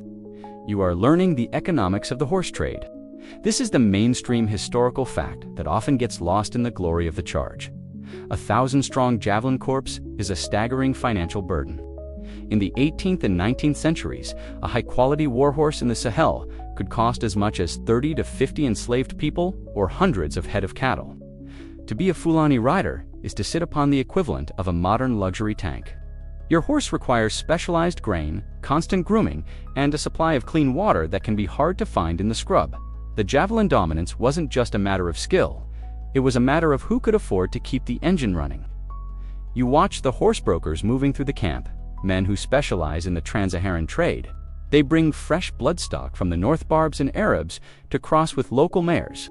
There is a quirky fringe tidbit about the salt tax of the cavalry, because horses in the Sahel lose massive amounts of salt through sweat in the heat. Owners had to purchase expensive rock salt from the Saharan mines. Some riders would actually sew small pouches of salt into their horses' bridles, allowing the animal to lick it during long marches to prevent cramping. You probably would unsurvive the financial hit of a single horse dying from colic or a broken leg. For many families, the loss of a war horse was a slide into poverty. You learn to treat your mount not just as a friend, but as the family's most precious capital asset. Historians still argue whether the jihad was fueled by religious reform or if it was a resource war over the control of these very trade routes. By seizing the Hausa city-states, the Fulani gained control over the central Saharan hubs, ensuring they had first pick of the best horses and the highest-quality iron ore. Some scholars suggest that the javelin was the budget-friendly choice compared to the firearms of the era. Why spend a fortune on unreliable gunpowder? And lead when your pastoralist lifestyle already provides the horses and the training for free. You realize that your tactical superiority is built on a circular economy. Your cattle pay for the horses protect the cattle, and the javelins ensure that no one can take either from you. There's a bit of dry merchant humor shared around the fires as the brokers haggle over a stallion. This horse is so fast he can outrun his own shadow, the broker says, and he's so expensive you'll have to sell your shadow just to feed him. It's a cheeky reminder that glory is expensive. You learn to listen to the talk of prices and trade routes as closely as you listen to tactical commands. If the price of grain in the south spikes, or if a war in the north cuts off the salt supply, your cavalry's effectiveness will drop faster than a spent spear. Training today is about resource preservation. You learn how to ride in a way that minimizes the wear and tear on your horse. You practice the long trot, a steady, energy-efficient gait that can be maintained for hours without exhausting the animal. You learn that a heroic gallop is a waste of money unless it results in a kill. You are becoming a fiscal warrior, calculating the caloric cost of every maneuver. You realize that the sedentary kings failed because they spent their wealth on static walls, while the Fulani invested theirs in appreciating assets that could move and fight. As the moon rises, casting a silver light over the lines of tethered horses, you feel the weight of this responsibility. You aren't just a soldier, you are the guardian of your people's wealth. Every javelin in your quiver represents hours of labor at the forge, and every breath your horse takes is a testament to your clan's prosperity. You check the horse's tether one last time, feeling the warmth of its skin, and realize that in the Sahel, power is something you have to feed every single day. As you move through the camp, you notice a few captured trophies leaning against a supply tent clunky, long-barreled flintlock muskets taken from a coastal trade caravan. You might expect these to be the new kings of the battlefield, but as you watch a veteran inspect one with a look of mild disgust, you realize the failure of the musketry revolution in the 18th century. This is the mainstream historical fact that allowed the javelin to maintain its crown. Early firearms were, quite frankly, a mess in the savannah. Between the fine Saharan dust clogging the firing pans and the extreme heat causing the black powder to degrade or become dangerously volatile, a musket was often more dangerous to the shooter than the target. Furthermore, the reload time for a single shot could take a practiced infantryman nearly a minute lifetime when compared to a Fulani rider who can launch 3 javelins in 10 seconds. You watch as a recruit tries to aim one of these fire sticks. It's heavy, unbalanced, and once it's fired, the cloud of thick white smoke lingers in the still air, screaming your position to everyone within 5 miles. In the open Sahel, where the heightened fade is your bread and butter, a weapon that makes you a stationary, visible target is a liability. There is a quirky fringe tidbit about powder rat that the desert warriors whisper about. They believe that the humid winds from the south killed the spirit of the gunpowder, making it lazy so it only produces a hiss instead of a bang. In reality, the high humidity of the forest fringes made the saltpeter in the powder clump, rendering the weapon useless. You probably wouldn't survive a duel if you bet your life on a damp flint, while a javelin was already mid-flight toward your chest. Historians still argue whether the African rejection of early firearms was a technological lag or a highly rational tactical audit. Some scholars argue that until the advent of the percussion cap and the repeating rifle, the javelin-horse combination was objectively the superior weapon system for the geography. A javelin doesn't need a supply chain for lead or specialized chemicals. It just needs a blacksmith and a strong arm. You realize that you are part of a military elite that looked at the future of warfare and decided that the old way was simply more efficient. You aren't being stubborn, you're being practical. There's a bit of dry, condescending humor as a commander watches the smoke clear from a test firing. "That's a very loud way to miss a man," he says, waving the smoke away with his hand. "If you want to make noise, buy a drum. If you want to kill, keep your spear." It's a cheeky reminder that new doesn't always mean better. You learn to value the silence of your own weapon. A javelin doesn't announce its arrival until it has already hit home. It is the weapon of the predator. The musket is the weapon of the panicked. Training today reinforces this speed gap. You practice a counter-musket drill. You wait for the moment the infantryman levels his propchin, and then you initiate a zigzag charge. You learn that a man with a musket has one chance to hit a moving target. If he misses, he is defenseless for the next 60 seconds. You practice closing the distance during that reload window, pinning the target with a javelin before he can even find his ramrod. It's a terrifying realization of how obsolete the early gun was in the face of high-mobility cavalry. As you ride back to your tethering spot, you look at the iron tips in your quiver with a renewed sense of superiority. You realize that the firestick is a weapon for someone who can T-ride or who docent trust the wind. The javelin is an extension of your body, as reliable as your own heartbeat. You feel a smug sense of satisfaction. The world might be changing, but in the shimmering heat of the Sahel, the iron and the horse still hold the final word. You take a piece of cloth and wipe the dust from your spearheads, enjoying the silent, lethal gleam of a technology that doesn't need a spark to work. As the jihad matures and the caliphate begins to take a permanent shape, you realize that your prowess with the javelin isn't just a matter of physical skill. It is governed by a rigid, invisible architecture of the soul. You are introduced to the social hierarchy of the rider and the governing code of Puloku. This is the mainstream historical fact that separated the Fulani Cavalry from a mere collection of mercenaries. Pulaku is the Fulani way, a complex set of behaviors emphasizing semtine shame, modesty, manual, patience, fortitude, and hakilo common sense forethought. In the heat of battle, Pulaku dictates that you must never show fear, never scream in pain, and most importantly, ever break your stoic composure, even when your horse is shot out from under you. This code turned the javelinman into a psychological fortress. To your enemies, your silence and your steady gaze as you loosed your spears were more terrifying than any war cry.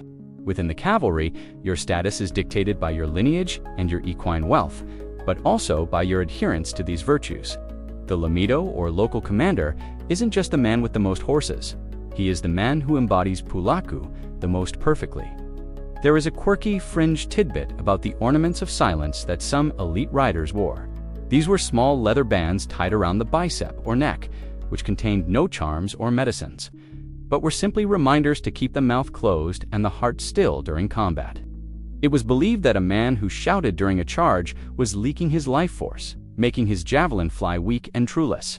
You probably wouldn't survive the social exile of being a loud warrior. In this culture, to be seen as lacking self-control is to be seen as unfit for the saddle. Historians still argue whether Pulaku was a biological necessity for a people living in a harsh, unpredictable Sahel, or if it was a deliberate warrior cult designed to maintain ethnic cohesion during the expansion of the Sokoto Caliphate. Some scholars suggest that the extreme modesty and emotional distance required by the code allowed the Fulani to manage the immense stress of high-speed, projectile-based warfare without suffering from the combat fatigue that broke other armies. You see it in the way the veterans eat after a long day. They do not gorge themselves or laugh loudly. They sit in a circle, sharing a single bowl in near-silence, their eyes always scanning the horizon. You are learning that to dominate the savannah, you must first dominate your own nervous system. There's a bit of dry, stoic humor that passes for a joke in these circles. A veteran might look at a recruit who is sweating profusely after a drill and say, "You are wasting your water through your skin." Perhaps you should learn to be as dry as your spear. It's a cheeky, high-level way of telling you to calm down. You learn that in the Fulani hierarchy, the man who moves the least while doing the most is the man who is most respected. The javelin throw itself is an exercise in this. The body is a spring, but the face is a mask of stone. Training today is less about the horse and more about mental endurance. You are made to sit on your horse in the full sun for hours without moving, holding a single javelin at the ready. It's a lesson in Muyali patience. You learn to wait for the perfect moment. You learn that the javelin mind is one that doesn't rush the kill. A man who throws out a panic is a man who has already lost his pulaku. You start to realize that the sword wielders of the South are too hot-blooded for this kind of war. They want the rush of the clash. You want the perfection of the strike. As the shadows lengthen, you feel a strange cold clarity. You look at your fellow riders, their faces half hidden by their indigo lithums, and you feel a bond that transcends words. You aren't just a troop of soldiers. You are a brotherhood of the silent. You reach for your javelin, feeling the smooth wood, and realize that your true strength isn't in your arm, but in the silence you carry within you. The Sahel is a place of infinite noise. The wind, the insects, the thunderbutt. You are the quiet center of the storm. The time for theory and drills has evaporated like dew in the morning sun. Today, you are riding into the history books. You find yourself part of the massive assembly heading toward the banks of a small lake, the field of Tabkinquato. This is the mainstream historical fact that serves as the Gettysburg of the Fulani Jihad. In 1804, the outnumbered forces of Usman Dan Fodio faced the professional, heavy army of Yunfa, the king of Gobir. On paper, you shouldn't win. The Gobir forces are a sea of iron and quilted padding, backed by thousands of disciplined infantry. But as you look at your squad, you see no fear, only the cold, indigo-veiled focus of men who have mastered the distance. You aren't here to trade blows. You are here to demonstrate why the javelin is the ultimate weapon of the underdog. As the battle begins, you experience the encirclement in real time. The Gobir cavalry tries to initiate a classic heavy charge, their horses straining under the weight of metal and thick Lafidi armor. You don't meet them hidden. At the signal, your wing veers outward, splitting like a stream around a rock.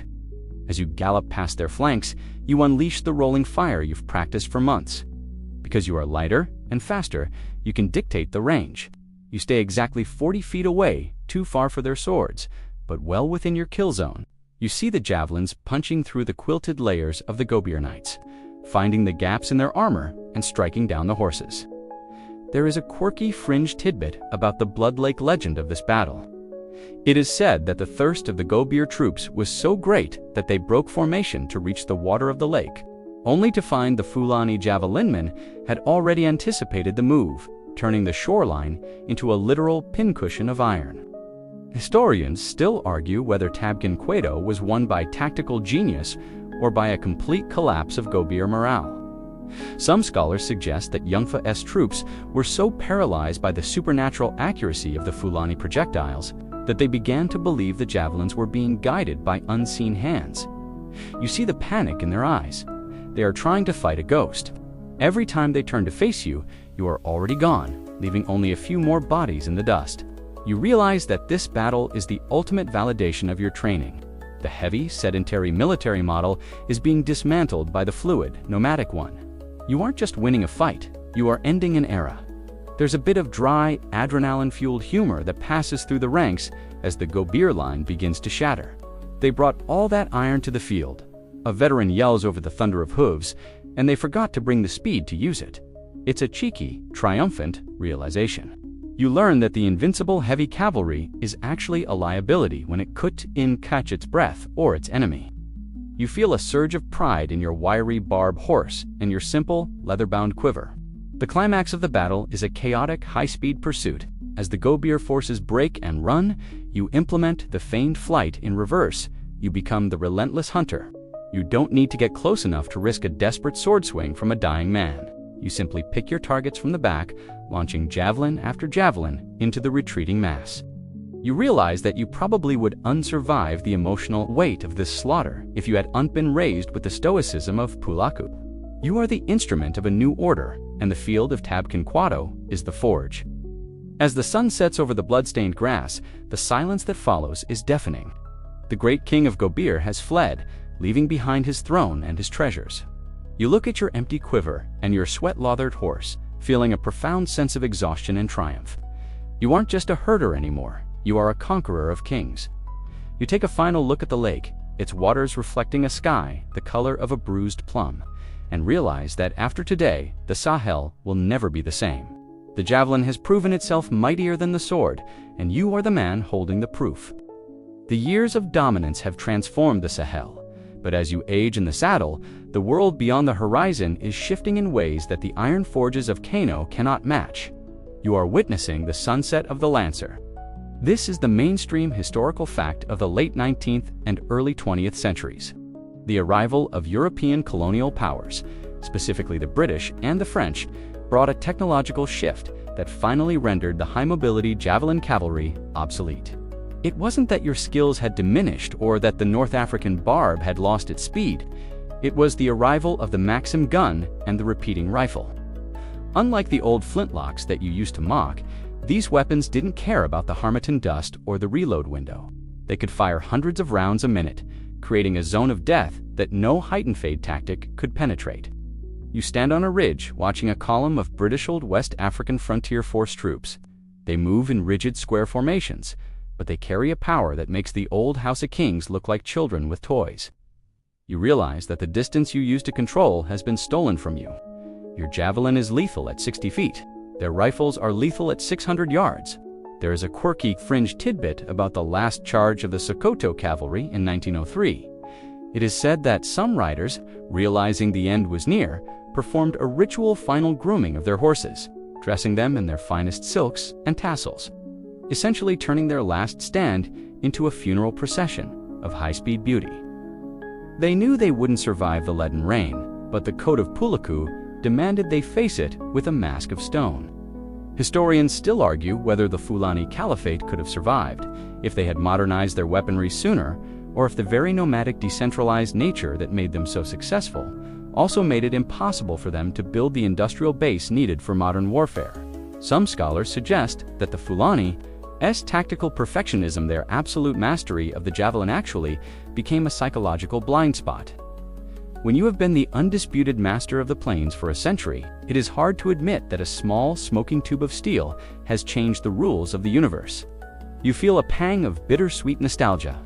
You are a relic of a golden age, a living ghost of a time when the man and the horse were the ultimate expression of power. There's a bit of dry, weary humor among the veteran riders as you sit by the fire, far from the front lines. First, they took our silence with their loud guns, one old man whispers, and now they are trying to take our space with their fences and their roads. It's a cheeky, painful observation. The openness of the Sahel, the very thing that allowed your cavalry to breathe, is being partitioned and measured. You learn that the greatest enemy isn't the soldier in the khaki uniform, it's the mapmaker and the railroad engineer. Your style of war requires a world without borders, and those borders are closing. You practice one last throw, just for yourself, in the quiet of the evening. The javelin still feels perfect in your hand. The balance is there, the iron is sharp, and the flick of your wrist is as reflexive as breathing. But you look at the target and realize that perfect isn't enough anymore. You see the younger men looking at the British rifles with a mixture of fear and envy. They are ready to trade the javelin for the bullet. You probably wouldn't survive the transition to this new, noisy world where a coward can kill a hero from a quarter-mile away without ever seeing his eyes. As the sun sets, casting a long, final shadow over the savannah, you feel the weight of the era coming to an end. You look at your horse, who is old now, its coat graying around the muzzle. You realize that you have lived through a peak of human and animal partnership that the world may never see again. The javelin was more than a weapon. It was a symbol of a life lived in motion, governed by honor and the wind. You slide the spear back into its quiver for the last time, the click of the iron against the wood sounding like a closing door. The dust of the great charges has long since settled, but as you stand on the modern plains of the Sahel, you realize that the hoofprints of the javelinmen are etched deeper into the earth than any map can show. This is the legacy in the modern Sahel. The mainstream historical fact is that the military success of the Fulani Cavalry didn't just win battles. It redrew the ethnic, linguistic, and religious boundaries of West Africa, creating the foundations for modern-day Nigeria, Niger, Cameroon, and Mali. The Sokoto Caliphate provided a blueprint for centralized administration and legal systems that persist to this day. When you look at the map of West Africa, you aren't just looking at political borders. You are looking at the maximum reach of a horse and a handful of iron spears. You see the legacy in the grand festivals like the Durbar, where thousands of riders still gather to display their horsemanship. They wear the same indigo robes, the same quilted armor, and they carry the same slender javelins now, mostly for ceremony, but still held with the same pride. There is a quirky fringe tidbit about the cavalry genes of the region. Some modern equine researchers suggest that the specific lineage of the North African barb, preserved by the Fulani for centuries, is one of the most genetically distinct and resilient horse populations in the world. You probably wouldn't survive the transition from the 19th century to the 21st, but your horse's descendants are still here, outlasting the steam engines and the early muskets that once threatened their relevance. Historians still argue whether the javelin era was a period of stagnation or a peak of indigenous military innovation. Some scholars suggest that by perfecting the light cavalry model, the Fulani created a culture so effective that it lacked the incentive to adapt to the Industrial Revolution until it was too late. Others argue that the Fulani Puluku Code and their tactical traditions provided a sense of identity that allowed these communities to survive. The colonial era, with their dignity and social structures largely intact. You realize that while the weapon has changed, the person behind the weapon remains the same. The stoicism, the connection to the land, and the mastery of movement are still the core of the Sahelian spirit. There's a bit of dry, appreciative humor as you watch a modern teenager in a village, skillfully maneuvering a motorbike through the same narrow, dusty paths your horse once trod. It doesn't eat grain, a village elder chuckles, but it still needs a steady hand and a cool head. It's a cheeky reminder that technology is just a skin. The nervous system of the rider is what matters. You learn to see the spirit of the cavalry in the way the modern people of the Sahel navigate their world with a quiet, mobile grace that refuses to be pinned down. You take a final walk toward the horizon where the grass meets the sky. You can almost hear the rhythmic thud of the barbs and the whistle of the iron through the Harmattan wind. You realize that you weren't just a soldier in a forgotten war. You were a participant in a masterpiece of human adaptation. The javelin wasn't just a stick with a tip. It was the key that unlocked an entire subcontinent. You feel a sense of profound closure. The era of the charge is over, but the story of the rider is eternal. You look down at your hand, the palm still calloused in the ghost shape of a spear grip, and you smile at the wind. The heat of the afternoon has finally faded, replaced by the gentle, cooling embrace of the evening. The stars are beginning to pierce through the indigo veil of the sky, much like the iron tips once pierced the haze of the savannah. Think of the rhythmic breathing of the horses as they rest, their long day of travel finally at an end. You are safe now, tucked away from the dust and the noise, carried by the memory of a world that moved with the speed of the wind and the silence of the grass. Let the images of the golden plains drift into a soft, hazy blur, where the horizon has no end and the journey is always peaceful. You have ridden far enough for one night. The quivers are full, the tethers are secure, and the world is quiet. Close your eyes, listen to the soft hum of the night air, and let yourself drift into the stillness of the great open plains.